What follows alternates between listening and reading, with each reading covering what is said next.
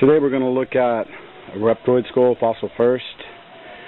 This would be a reptoid. If you've ever seen an artist's conception of it, it's similar to this, but this is a real one. See a prominent brow ridge right here. His eyes would be set in there. If you look closely, you can see the scales, indentations right there. He has a sloping skull towards the back.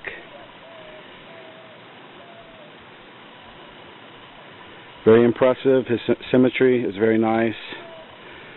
Usually only half a head survives as they fell down to their sides, but this one was preserved very symmetrical, which is always nice. Here's the top.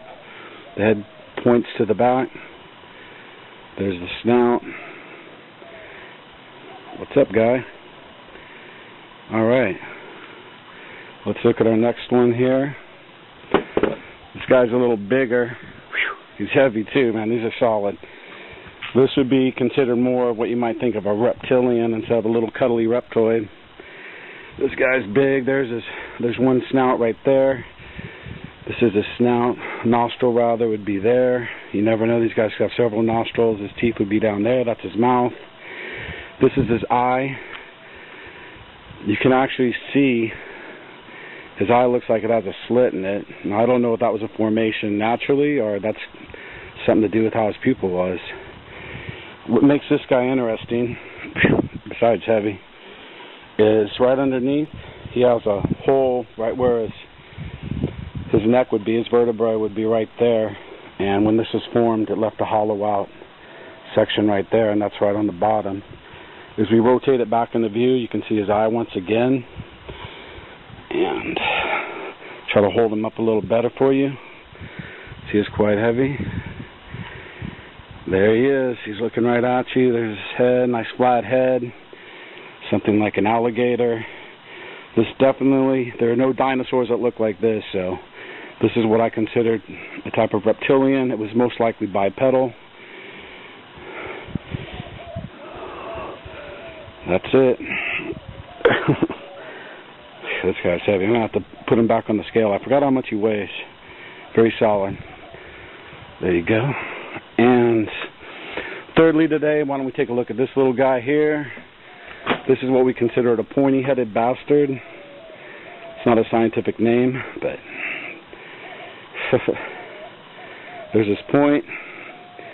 There's his mouth there. You can see he has a nice angular jaw. Very sloping skull. Slopes to the back. You've seen something like this in maybe like a sci-fi movie, something like that. You can see his mouth would be down here. He's looking underneath him. There's another view. There's him looking at the property. What's up, little guy? He laid this way when he was formed, so this side here is not formed as well. But you can see the outline of his jaw on that side. This side was preserved remarkably well. There's his mouth to be down there.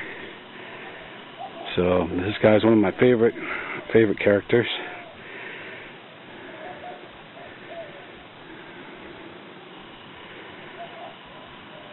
So these three alone might be the most amazing fossil finds you'll ever see.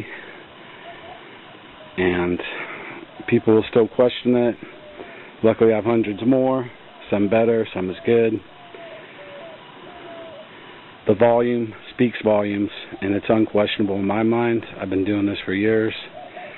Someday the world will wake up. Until then, you people have a nice preview. And we're out.